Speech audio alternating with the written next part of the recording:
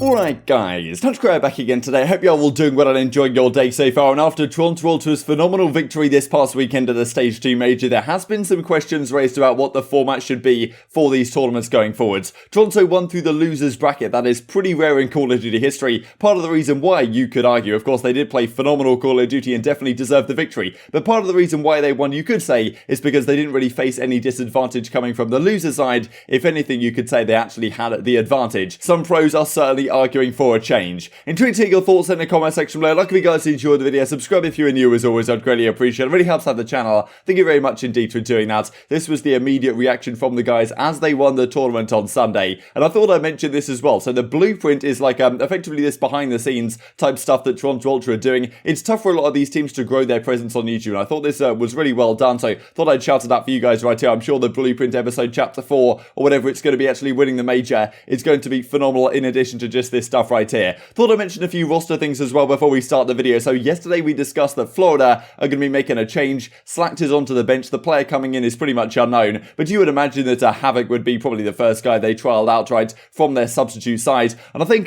Slacked maybe said on the flank or something that he kind of knows who's replacing him, but he said in that video that he's not sure, maybe they're trialing people, so I don't really know what's going on, to be honest. But well, as you can see right here, COD Agent finds that in this lobby, so you've got Octane, Gunless, Prestinni, Nubsy, Atura, so Nubsy are coaches, of course, Nubsy and Atura are the coaches of Seattle and Florida, respectively, and Havoc is in this lobby, so okay, there's some questions as to whether Havoc is actually going to be the guy coming in to replace Slacked. That's certainly an understandable move if they want to try something. Is it actually going to be a step up for the team? I'm not exactly sure, because I think Slack's played his role relatively well. I'm not 100% sure that is the fix, but maybe if it gets confirmed, we can talk about it in the coming days. This is well from Zuma, looking to play challenges. I'm not 100% sure if this is bait or not, but well, I saw a lot of people talking about it. I think maybe he was talking about it on stream, that he might be coming back for one weekend or something, so that'll be pretty cool to keep your eyes on. Hopefully his thumb holds up in good form and he can put on a show. But this is what Aches has to say a few days ago before the major concluded, and I thought it was kind of funny how this aged. Hot take, thinking about it, if Call of Duty continues to have the same sliding mechanic in each game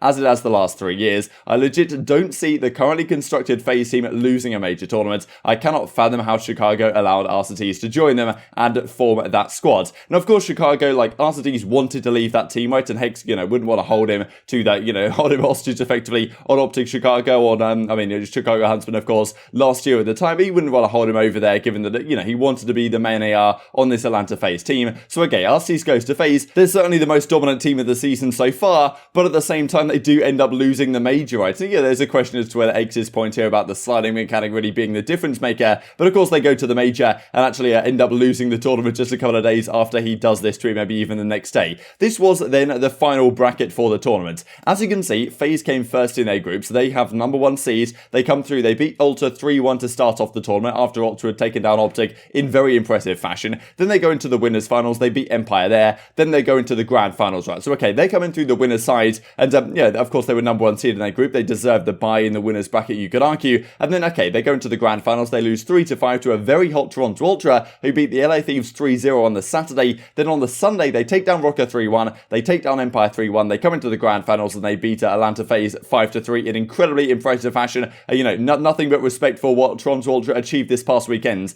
However, in other tournaments, the team for the winners bracket in the past has got some sort of relatively significant advantage coming into the grand finals. Back in the day, it was 2 best of 5s. So because Ultra had already lost a best of 5 to FaZe up here, then they would have to win 2 best of 5s in the grand finals to beat FaZe in this grand final. The way it's done now is it's a best of 9, which okay, it's not the end of the world. I think it's actually pretty good. This was probably the first best of 9 I've actually really enjoyed because it was very tight and a very down to the wire, and it was actually a great series. But for the World Championship last year, the team from the winners bracket got a 1-0 advantage. So Dallas Empire coming in for the winners bracket of the World Champs, they had a 1-0 advantage naturally, and they went in and effectively played what was a best of 9, but well, only 8 maps would ever have been played, and that also means that there's only 3 search and destroys. So I think it was 3 hardpoints, 3 searches, and 2 dominations last year. Now we've actually got 4 search and destroys into the mix. Now the other angle of this, of course, is the fact that Ultra came in at winning 2 series in a row. At the previous major at stage 1, it was the winners finals, then the elimination final, then the grand final played on the Sunday. But now the winners finals was played on the Saturday, meaning that FaZe didn't even have like a warm-up series coming into the grand finals, and they had to play an Ultra that were just coming off 2 very hot series wins. Now, to be fair to FaZe, they actually won game number 1 Garrison hardpoint, so you're not necessarily can't use the fact that, okay, they were just super cold, because, they actually won game 1, and Ultra then came back with the steamroll protocol after that. But well, there has been some discussion on this, whether this should be the case, what exactly you do about it. Personally, I think the solution is you just give another 1-0 advantage to the team from the winner's bracket. That seems like a reasonable advantage to give, because the only advantage they get right now, we'll have a look at this tweet from X in a second, is the vetoes. As you can see, these were the vetoes for the grand finals, and well, FaZe get to veto a hard point, and the other team gets to veto a hard point as well, and then FaZe are the only team that gets to veto a search and destroy and a control. But yeah, okay, this is pretty much all the advantage you get in the grand finals. And as X says, I mean, as Loony's like, this is what happens when you can have multiple series in a day. Toronto catch fire and run through the bracket. And as X says, following on this up format-wise, regardless of the event's outcome, because Toronto deserve to win regardless, but the winner's team has to play a cold best of 9 with no warm-up effectively, while their opponent is streaking momentum and gets no kind of advantage from making it through winners. That is outrageous. I think this is a fair point. I don't really know the reason why they've decided to take away that 1-0 advantage that we had last year in the best of 9s, because I think that made perfect sense, but maybe they think it's too confusing or something for a new viewer to come in and watch and understand the fact that one team has a 1-0 advantage, but I don't really understand why that's too much of a big deal. They've done it in Counter-Strike for quite a while now in some tournaments. Some more discussion here between Loony and X, and that scheduling format was changed for this major. Crazy, it immediately had an impact, but like you said, the way Toronto played, they certainly deserve the W. It legit has to change for the sake of competition. We need 3-day events back, even online. We need 16 franchises, group play, double elim bracket, but that will never happen, says X. So I wanted to share some of the thoughts from the guys on the flank on this stuff, and well, what exactly they think about the format, why they don't particularly like it, and what changes they would like to see made. Wait, let me mute my mic. Pat's sweet. Yeah, he jinxed them. Yeah. Clay just replied to it. Mamma mia! And then we'll talk about in the show. I think this isn't the first time we're going to see a team come from losers and just absolutely run on a Sunday. Especially with this format. Yeah. Mamma mia! We've seen it. We've seen it in lands. I've been. Don't like how it is. I don't like the format, like the best of 9 format. I personally don't like it. I don't like how, like, I feel like, I personally feel like FaZe didn't have much of an advantage in the grand final. Yeah, I mean, FaZe also. You really don't. You have a veto advantage, but like. One veto. Yeah, like, it's just not a big enough advantage. It's a really long series, too. Yeah. It's very long. After Toronto just played all those matches. Yeah. It sucks that they don't play, like, the winners finals the same day, because then. You can't win the winners finals and then be ready for the grand finals. It's That's like how it was you just before win the winners stage. finals and then you're in the grand finals. You sit and wait. A team like Toronto won 2 matches already today. They're on fire, and then they just come into the best of 9 and went crazy. So like you just gain that momentum. Yeah, if I remember correctly too, I'm pretty sure FaZe went up 3-2. Like if it was like old rules, like 2 best of 5s, like FaZe probably would have won it. But that's hindsight, you can't say it, like, you can't talk like that. Yeah. I mean, Toronto 100% deserved to win, As a player, playing 1 match in a weekend is horrible. It's the worst. And I get it, like, I understand franchising, but, like, we just want to play COD. Like, all of us would play a tournament every single weekend if we had the chance, you know what I mean? Like, I don't know, man. Yeah.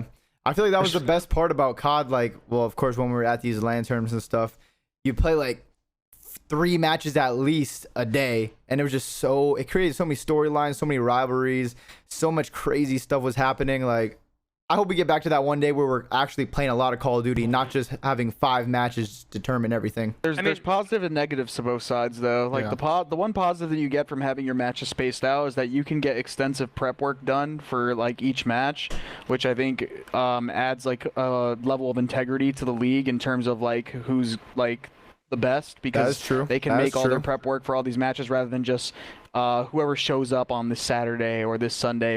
And Atlanta FaZe the first team in recent memory to manage to lose a double elimination tournament despite only having 1 series loss, because the previous times we've had best of 9s, the team from the winners has still won it. This time it's happened through the losers bracket, and honestly I think it could make for some really entertaining series, right? I'm sure in the future we might well see more tournaments where a team through the losers manages to get the job done, which obviously is a very exciting prospect. But in terms of competitive integrity, the fact that you can come into a tourney, not even lose 1 series in a double elimination tournament and still lose, and not even have an advantage in the grand finals, is certainly a little bit questionable. Back in the day, it used to be done like this, right? So this is an example of a team on a very rare occasion winning through the losers bracket back in the day. This was OpTic Gaming at the 2017 Call of Duty World Championship, where Envy took them down in the winners finals. OpTic dropped to losers, came back and steamrolled 2 best of 5 series in the grand finals. Pretty rare to see that. Nowadays, in this kind of best of 9 with no advantage for the winners bracket team, and of course the winners bracket team here, if Envy had won this first series 3-0, that would have been the end of the tournament right there and Envy would have won. But the fact that OpTic Gaming won an entire series, that means they then, well, force another series because they already lost one earlier on over here, if you kind of get that train of thought. Whereas nowadays, maybe apparently that's too complicated for a viewer or something like that. Let's talk about some really interesting stats to finish off the video. This comes out overall KD from GG Breaking Point for Stage 2. Simp with a 1.18,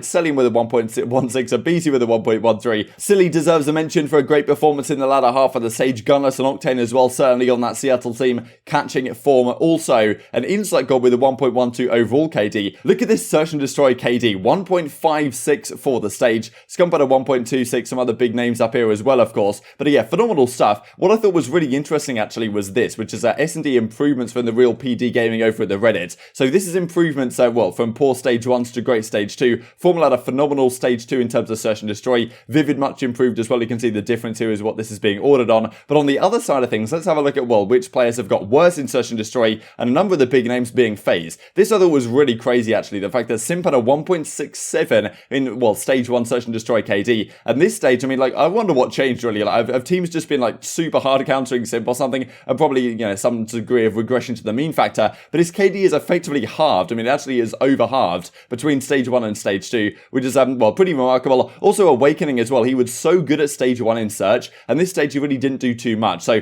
I think Awakening was maybe somewhat lackluster this stage. I mean, Sky stepped up, Awakening kind of stepped down, and well, Florida kind of stayed where they were in terms of the middle of the pack. So I wonder what will happen going into stage 3. We would expect FaZe to have some sort of bounce back in their Search and Destroy, because I think they were like 1 in 5 or something at the major, which is not what you expect for them. And that was the big discussion point for me, especially coming into the major, was like, okay, which team could even possibly beat FaZe in a best of 9 with 4 Search and Destroys? Maybe that's why I'd have kind of liked it to be a 1-0 advantage, because then you only have 3 Search and Destroys, and that's maybe not such a big factor. But it was actually Toronto who were clearly the much better Search and Destroy team, and even if FaZe did have the 1-0 advantage then going into the grand finals, they still lost that series 5-3, and well, the final map would have been a Search and Destroy, so okay, it would have been 5-4 if there was a 1-0 advantage for FaZe, but I would still have expected in that scenario Toronto to take it, given just how well they were playing. Thought this is funny as well to finish off the video. This me and the boys in League Play trying out the new OpTic Chicago strat for Moscow works perfectly well. I love how accurate this is actually, because one guy was flanking through Eskies, and well, this guy comes around the corner right here, and in a very similar scenario to this accuracy 3-piece, he actually, well, jumps on this final kill as well. He doesn't quite get all 3, the guy from Eskies gets one, but it's kind of funny how, well, it's game 5, round 11, or, you know, round 11 of this series, 3-2 in this League Play map right here, and well, the accuracy strat works out to perfection. Intrigued to hear your thoughts in the comment section below. I hope you guys enjoyed the video. If you did enjoy it, I'd greatly appreciate a like on the video. It really helps out the YouTube algorithm to know you enjoyed this content. Other people like you may enjoy this content as well, and I've grown the competitive Call of Duty community. Thank you for watching as always, take care,